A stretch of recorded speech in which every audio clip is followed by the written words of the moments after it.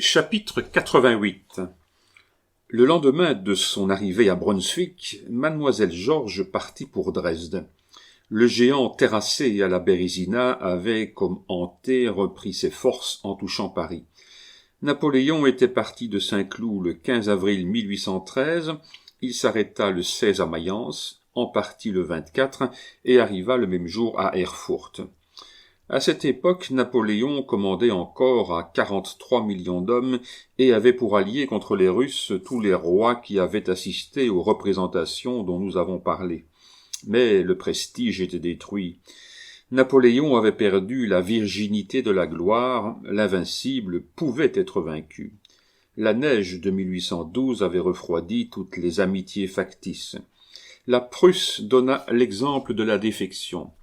Le 3 mai, c'est-à-dire 18 jours après son départ de Paris, Napoléon expédiait du champ de bataille de Lutzen, où dormaient couchés 20 000 Russes ou Prussiens, des courriers qui allaient annoncer une nouvelle victoire à Constantinople, à Vienne, à Paris. La Saxe fut reconquise par une seule bataille. Le 10 mai, l'empereur était installé à Dresde dans le palais Marcolini. Le 12, le roi de Saxe, qui s'était réfugié sur les frontières de Bohême, rentrait dans sa capitale. Le 18, Napoléon avait proposé un armistice. Comme on ne lui répondait pas, le 20 et le 21, il gagnait les batailles de Bautzen et de Lutzen. Le 10 juin, l'empereur était de retour à Dresde, espérant toujours l'armistice demandé. Le 16 juin, messieurs de Beausset et de Turenne furent chargés de la surintendance de la Comédie-Française. Monsieur de Beausset avait dans ses attributions les constructions du théâtre, le logement des acteurs, la composition du répertoire. Monsieur de Turenne s'était réservé les invitations et tout ce qui avait rapport à l'étiquette.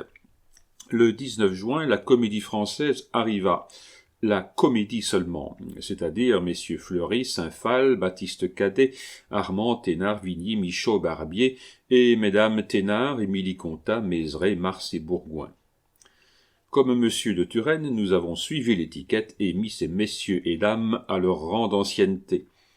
Tout avait été disposé pour les recevoir dès le 15 juin. On avait fait louer d'avance des maisons, des voitures et des domestiques. Aussi, 1 heure après leur arrivée, les 13 artistes étaient-ils installés. Le lendemain, à minuit, mademoiselle Georges, à son tour, arrivait à Dresde. À 1 heure, le duc de Vicence était chez elle. Le lendemain, à 7 heures du matin, elle était reçue par l'empereur. Le même jour, un courrier partait avec mission de faire donner à Talma et à Saint-Prix l'ordre de partir à l'instant même pour Dresde, en quelque endroit de France que cet ordre leur parvint. L'ordre atteignit Saint-Prix à Paris et rejoignit Talma en Provence. 12 jours après, Talma et Saint-Prix étaient arrivés et la Comédie-Française se trouvait au grand complet. Un théâtre avait été construit pour la comédie dans l'orangerie du palais qu'habitait l'empereur. Les tragédies, qui demandaient toujours un plus grand appareil de décor et un plus grand développement de mise en scène, devaient être représentées sur le théâtre de la ville. La première représentation comique eut lieu le 22 juin. Elle se composait de La gageure imprévue et des suites d'un bal masqué. La première représentation tragique fut donnée le 24, on joua Phèdre.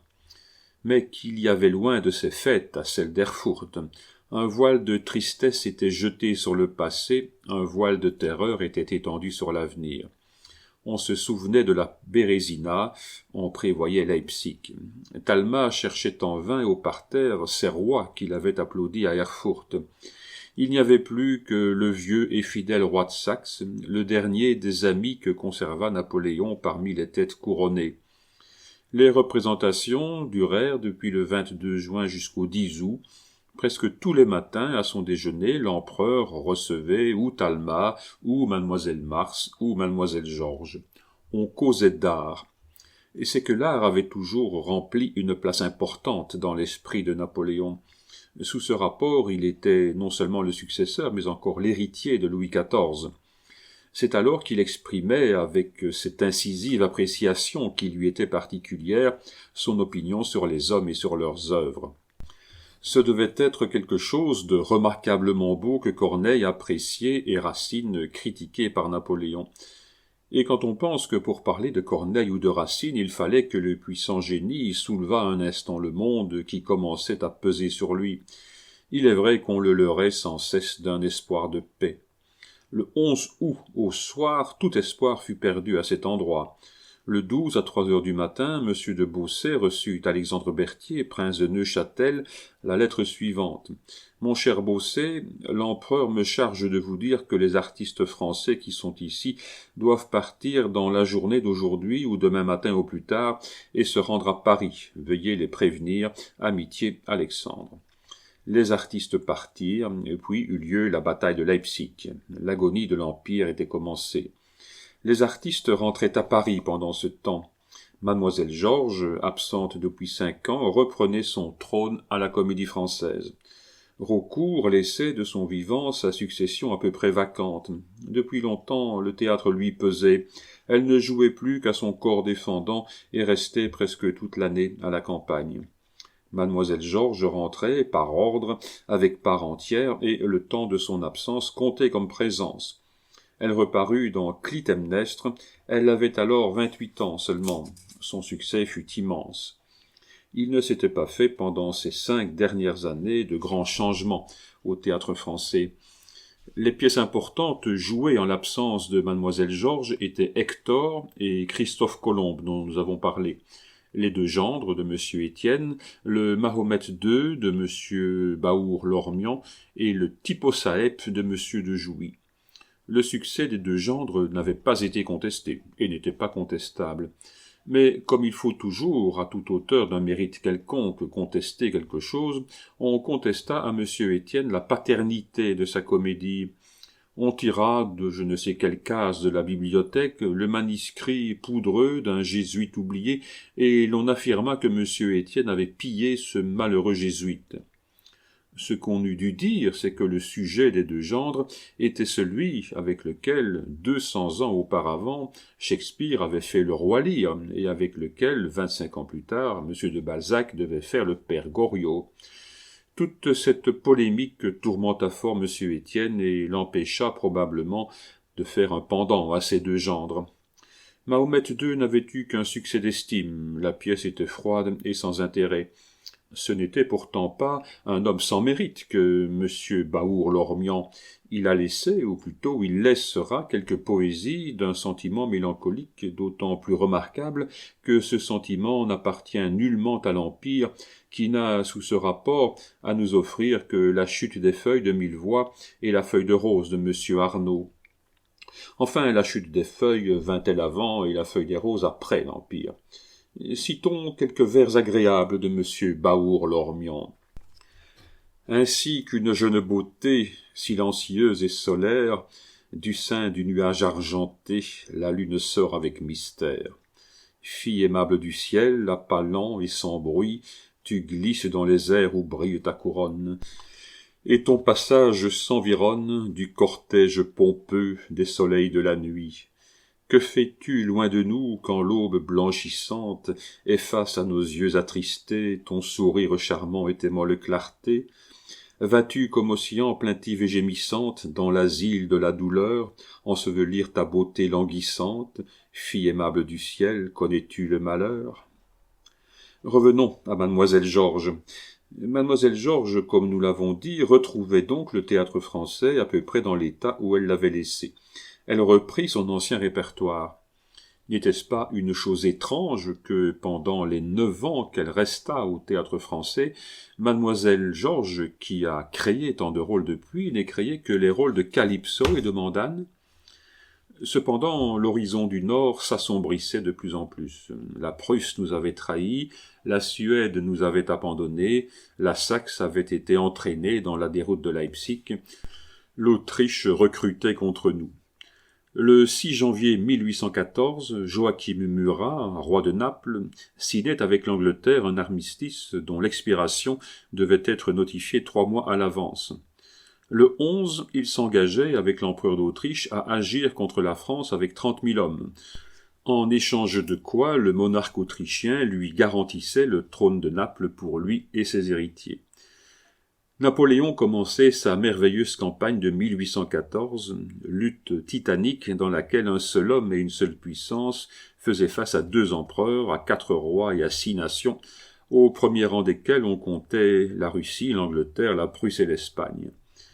Nous feuilletons le répertoire du théâtre français, et pendant toute cette année 1814, nous ne trouvons de pièces nouvelles que l'Hôtel Garni, comédie en un acte en vers de Désaugiers. Cependant, à chaque victoire nouvelle, Napoléon perdait une province. Acculé à Fontainebleau, il abdiqua. 3 jours après, les Alliés rentraient à Paris et Napoléon partait pour l'île d'Elbe. Comme à l'époque de la Révolution, il y eut alors 2 partis à la Comédie Française. Talma, Mars et Georges étaient, par leurs souvenirs, restés fidèles à l'empereur. Raucourt, mademoiselle Levert, madame Volney s'étaient déclarées pour le parti royaliste. Raucourt avait été la première à faire gratter l'aigle qui décorait la loge impériale. Pauvre femme, elle ignorait que ceux dont elle l'appelait le retour lui refuseraient, 1 an après, une sépulture chrétienne. Ces mêmes rois qui avaient assisté aux représentations d'Erfurt en hôte et en ami de Napoléon voulurent revoir les mêmes pièces à Paris en ennemis et en vainqueurs. Tout le monde se rappelle cette réaction terrible qu'il y eut d'abord contre l'Empire. On savait les acteurs rester fidèles à l'empereur. On ne les persécutait pas, mais on exigeait qu'en entrant en scène, ils criassent « Vive le roi !» Un jour, mademoiselle Levert et madame Volney enchérirent sur les exigences du public. Elles entrèrent en scène dans Le Vieux Célibataire avec un gros bouquet de lys au côté. On atteignit ainsi le 6 mars 1815. Ce jour-là, un bruit étrange, incroyable, inouï se répandit dans Paris, et de Paris s'envola vers les 4 coins du monde. Napoléon était débarqué au golfe Juan. Bien des cœurs tressaillirent à cette nouvelle, mais aucun plus vivement que ceux des artistes fidèles qui n'avaient point oublié qu'au jour où il était maître du monde, Napoléon causait art et poésie avec eux.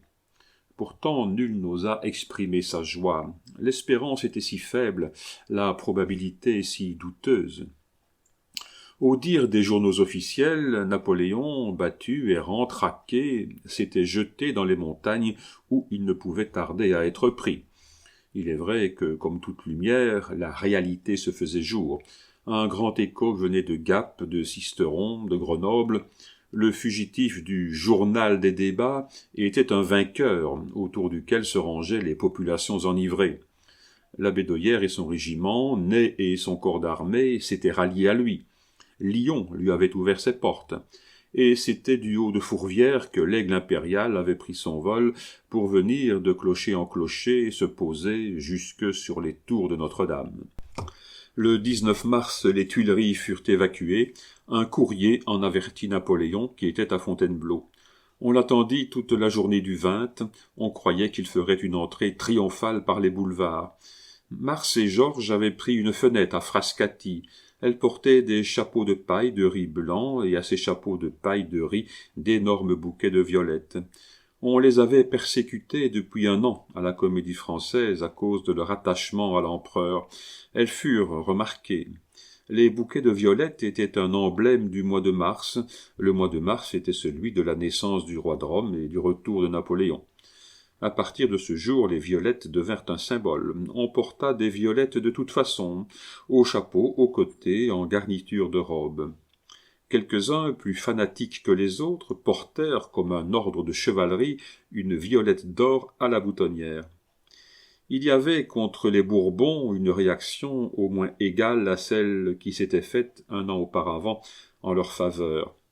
Quand Talma, quand Mars, quand Georges parurent sur le théâtre, ils furent criblés d'applaudissements. Georges revit l'empereur aux Tuileries. Avec sa puissante organisation, Napoléon semblait avoir tout oublié. On eût dit qu'il n'avait quitté le château de Catherine de Médicis que pour aller, selon son habitude, remporter quelques nouvelles victoires. La seule chose qui le préoccupa, c'est qu'on eût taché des meubles qu'il affectionnait. Un petit boudoir en tapisserie, brodé par Marie-Louise et les dames de la cour, était surtout l'objet de ce regret. « Croiriez-vous, ma chère, disait-il à Georges, que j'ai trouvé des queues d'asperges sur les fauteuils ?» C'était le plus grand reproche qu'il fit à Louis XVIII. Le retour du dieu eut la courte durée de l'apparition d'un fantôme. Waterloo vint faire un pendant à Leipzig, Sainte-Hélène à l'île d'Elbe. Pendant plus sombre, plus terrible, Leipzig n'était que la blessure, Waterloo fut la mort, l'île d'Elbe n'était que l'exil, Sainte-Hélène fut le tombeau. On eût dit que cet homme emportait tout avec lui. Nous consultons de nouveau le répertoire du théâtre français et nous ne voyons aucune pièce importante pendant l'année 1815. Les lys reparurent et les pauvres Violettes exilées, et avec les Violettes, Georges s'exila. Elle partit pour la province et y resta plusieurs années. Elle reparut en 1823, plus belle qu'elle n'avait jamais été. Elle avait 38 ans. Je cherchais une occasion de passer en revue les hommes et les œuvres littéraires de l'Empire, dont je n'avais guère pu parler à cause de l'âge que j'avais quand florissaient ces hommes, quand ces œuvres étaient jouées.